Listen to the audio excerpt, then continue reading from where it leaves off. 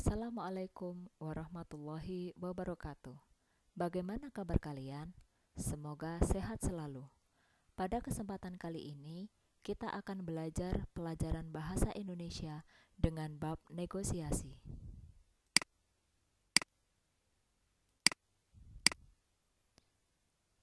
Sebelum saya lebih lanjut menjelaskan materi negosiasi, perlu kalian ketahui bahwa materi hari ini berkaitan dengan KD 3.11, yaitu mengevaluasi isi, struktur atau orientasi, pengajuan, penawaran, persetujuan, dan penutupan, serta kebahasaan teks negosiasi berkaitan dengan bidang pekerjaan.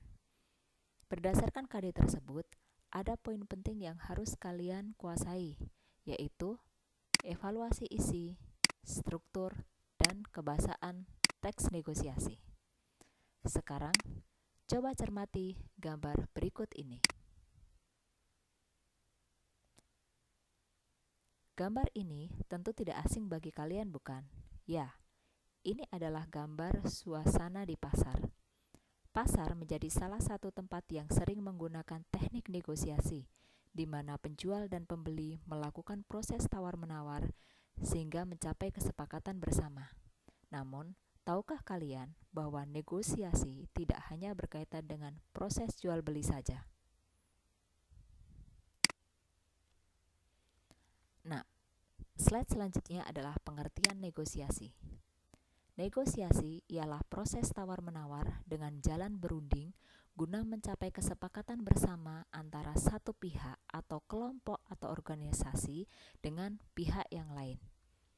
Dari pengertian ini, perlu kalian garis bawahi bahwa negosiasi itu berkaitan dengan tawar-menawar dan kesepakatan.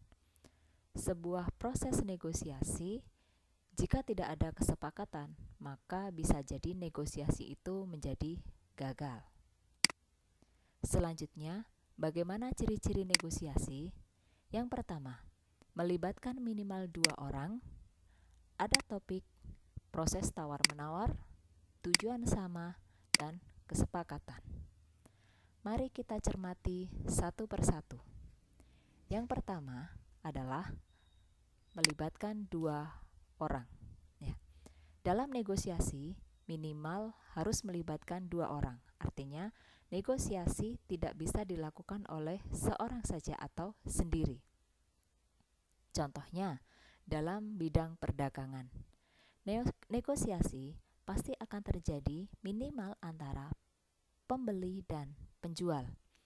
Mereka akan melakukan negosiasi untuk proses tawar-menawar hingga harga suatu barang itu menjadi deal atau disepakati.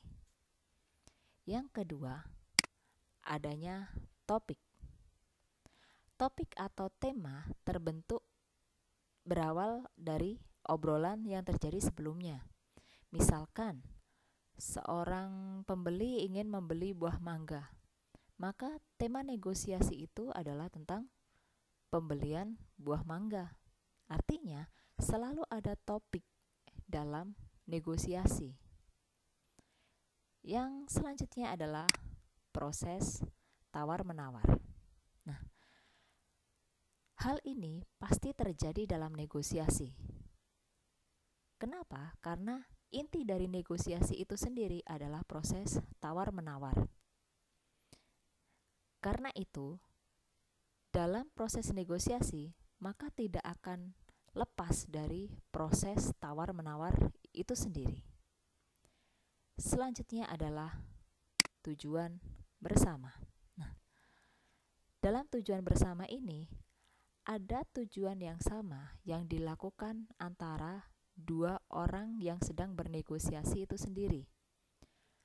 Tujuan tersebut bisa berupa sebuah kerjasama atau sebuah kesepakatan. Contohnya, bila dalam negosiasi jual-beli, maka tujuan yang sama antara penjual dengan pembeli adalah kesamaan harga. Dalam arti ini, pembeli dan penjual menginginkan satu harga yang sama yang disepakati.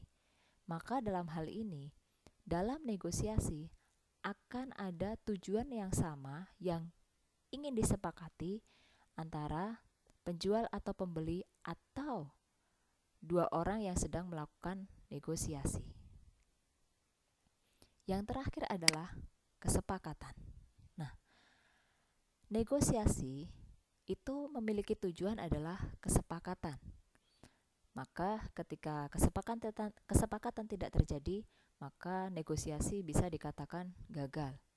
Karena itu, kesepakatan atau tujuan akhir ingin dicapai oleh masing-masing negosiator untuk melancarkan negosiasi, karena kesepakatan ini menjadi tujuan final atau tujuan akhir dari negosiasi. Selanjutnya, nah, apa itu tujuan negosiasi? Tujuan negosiasi adalah mengatasi atau menyesuaikan perbedaan untuk memperoleh suatu dari pihak lain yang tidak dapat dipaksakan. Negosiasi dilakukan untuk mencapai kesepakatan yang dapat diterima kedua belah pihak dalam melakukan transaksi atau menyelesaikan sengketa atau perselisihan pendapat. Nah, dari tujuan negosiasi ini ada poin penting yang harus kalian cermati. Poin penting dari tujuan negosiasi adalah mengatasi atau menyesuaikan perbedaan. Nah, tujuan negosiasi adalah mengatasi atau menyesuaikan perbedaan ini, artinya mencari solusi dalam setiap permasalahan yang terjadi antara negosiator. Misalkan saja dalam negosiasi ada perbedaan antara penjual dengan pembeli. Penjual menginginkan harga yang setinggi-tingginya, sementara pembeli menginginkan harga yang serendah-rendahnya. Maka tujuan dari negosiasi ini adalah menyesuaikan perbedaan itu, sehingga nantinya akan diperoleh kesepakatan yang sama. Yang kedua, memperoleh sesuatu dari pihak lain atau win-win solution. Nah, memperoleh sesuatu dari pihak lain ini ada beberapa pihak yang tergabung dalam sebuah negosiasi pasti mengharapkan yang terbaik untuk pihaknya. Tidak ada kan yang mau mendapatkan kelemahan dari pihaknya dan akhirnya rugi. Nah, memungkinkan semua pihak, semua menginginkan keuntungan yang lebih banyak. Karena itu diperlukan sebuah negosiasi sehingga dicarilah win-win solution dan memperoleh suatu dari pihak yang lain yang pada akhirnya disepakati bersama. Yang terakhir adalah mencapai kesepakatan. Nah, kesepakatan ini menguntungkan semua pihak ya yang ada dalam negosiasi tersebut, sehingga semua sama-sama diuntungkan. Tidak ada pihak yang dirugikan. Kesepakatan antar seluruh pihak menjadi tujuan akhir dari sebuah negosiasi yang dilakukan. Jika suatu negosiasi dapat berakhir dengan kesepakatan bersama dan hasil yang sesuai dengan apa yang diinginkan, maka negosiasi itu dapat dikatakan sudah sukses. Nah, tadi di awal sudah saya sampaikan bahwa negosiasi itu tidak hanya berkaitan dengan jual beli. Contoh negosiasi lain itu apa saja sih? Contohnya nih, pengumpulan tugas. Nah, contoh dari pengumpulan tugas. Kadang guru menginginkan waktu pengumpulan tugas adalah jam 6 sore ya, atau jam 6 malam.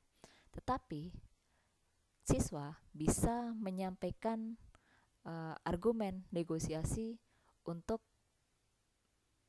dapat mengumpulkan tugas itu tidak hanya jam 6 malam, tetapi adalah besok pagi. Nah, ini juga salah satu dari negosiasi. Yang kedua adalah jumlah tugas. Kadang ada beberapa guru yang memberikan tugasnya itu terlalu banyak. Nah, ini juga siswa bisa melakukan negosiasi kepada guru agar jumlah tugasnya itu dikurangi. Nah, ini juga menjadi salah satu contoh dari negosiasi yang sering dilakukan oleh siswa. Contoh lain adalah berkaitan dengan jual beli yang tadi sudah sering disampaikan pada contoh sebelumnya. Ya, jual beli ini menjadi salah satu aspek atau salah satu bidang yang memang sering menggunakan negosiasi. Kita lihat saja di dalam jual beli ya, atau di pasar kita sering melihat ibu-ibu yang kemudian menego barang atau harga barang agar menjadi lebih murah. Nah, yang contoh yang lain adalah negosiasi yang berkaitan dengan tujuan wisata.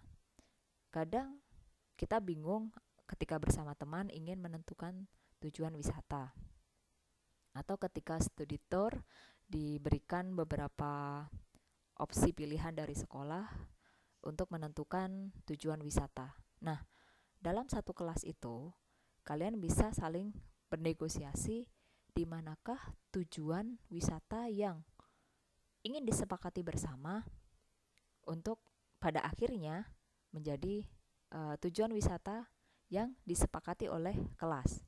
Misalkan nih, tujuan wisatanya ada tiga opsi ya biasanya. Yang pertama adalah Bali. Yang kedua adalah Bandung. Yang ketiga adalah Jakarta. Nah, setiap masing-masing objek wisata ini kan memberikan pengalaman sendiri atau keindahan tersendiri dari masing-masing objek wisata. Ada yang mungkin pernah ke Bali, jadi dia akan cenderung mencari opsi objek wisata yang lain. Atau ada yang menginginkan yang dekat-dekat saja. Nah, atau menginginkan wahana yang lain. Nah, tentu masing-masing negosiator akan menyampaikan argumen masing-masing agar argumennya itu diterima dan disepakati orang banyak. Jadi, sekali lagi ya, bahwa negosiasi itu tidak hanya berkaitan dengan jual beli saja, tetapi banyak hal. Di antaranya tadi adalah tujuan wisata, kemudian kalau kita lihat slide-nya tadi, pengumpulan tugas, sejumlah tugas, dan masih banyak yang lainnya. Nah, terakhir adalah kebahasaan teks negosiasi. Kebahasaan teks negosiasi yang pertama adalah menggunakan bahasa yang santun. 2. Terdapat ungkapan persuasif. 3. Kesepakatan yang dihasilkan tidak merugikan dua belah pihak. Dan yang keempat adalah didasari argumen yang kuat disertai dengan fakta. Baik, kita bahas satu persatu. Yang pertama adalah bahasa yang santun. Nah, bahasa yang digunakan dalam negosiasi harus menggunakan bahasa yang santun, yaitu bahasa yang mengandung unsur positif. Anda harus menggunakan kata-kata yang tidak menyinggung perasaan lawan bicara kalian. Bayangkan saja jika kata-kata yang kalian gunakan adalah kata-kata yang jelek, menyinggung, atau bahkan bernada negatif, maka kesepakatannya menjadi tidak baik. Karena itu, dalam negosiasi harus menggunakan bahasa yang santun. Nah, yang kedua adalah persuasif atau membujuk. Ungkapan ini berisi kalimat yang tujuannya adalah mempengaruhi, menganjurkan, atau mengajak orang lain agar melakukan apa yang sedang dinegosiasikan atau yang kita inginkan. Jadi kalian harus bisa mempengaruhi lawan bicara kalian untuk menyetujui apa yang sedang dinegosiasikan. Dalam hal ini terutama ya, lebihnya adalah lawan bicara kalian itu mengikuti apa yang kalian inginkan. Yang selanjutnya adalah tidak merugikan kedua belah pihak. Nah, dalam hal ini tentu kedua belah pihak tidak ingin kan ketika negosiasi adalah rugi atau justru malah sama-sama rugi. Jadi kesepakatan itu bisa terjadi karena di antara kedua belah pihak tidak ada yang dirugikan. Jadi yang digunakan bahasa yang digunakan serta arah pembicaraannya harus memprioritaskan kesepakatan bersama. Jika belum menemukan kesepakatan, maka tawar-menawar akan tetap terus dilakukan sampai disepakati bersama, tetapi kedua belah pihak tidak ada yang dirugikan. Nah, terakhir didasari dengan argumen. Nah, argumen ini merupakan pendapat. Jadi, di dalam negosiasi akan banyak sekali pendapat yang muncul oleh negosiator. Argumen itu keluar sebaiknya jangan berlebihan atau ya kadarnya biasa saja. Karena argumen yang berlebihan dan lama dan berbelit-belit itu justru akan memojokkan diri kalian sendiri. Argumen dilakukan secara bertahap atau tidak menyinggung pihak lawannya. Artinya argumen yang disampaikan harus jelas, singkat, dan mudah dimengerti oleh lawan bicara. Nah, selain berargumen, kita juga harus menyampaikan fakta. Fakta-fakta ini merupakan fakta yang ada di lapangan. Jangan sampai ketika kalian berargumen, tidak ada fakta, sehingga argumen kalian menjadi tidak kuat dan bisa terbantahkan. Dan dengan adanya fakta ini justru akan memperkuat argumen kalian. Dengan fakta ini justru akan memperkuat argumen kalian sehingga kalian akan lebih kuat atau tidak dipandang sebelah mata. Nah, itu tadi beberapa ulasan tentang negosiasi dan saya harap dengan pelajaran ini kalian menjadi lebih paham tentang negosiasi. Terima kasih sudah memperhatikan dengan seksama penjelasan saya hari ini.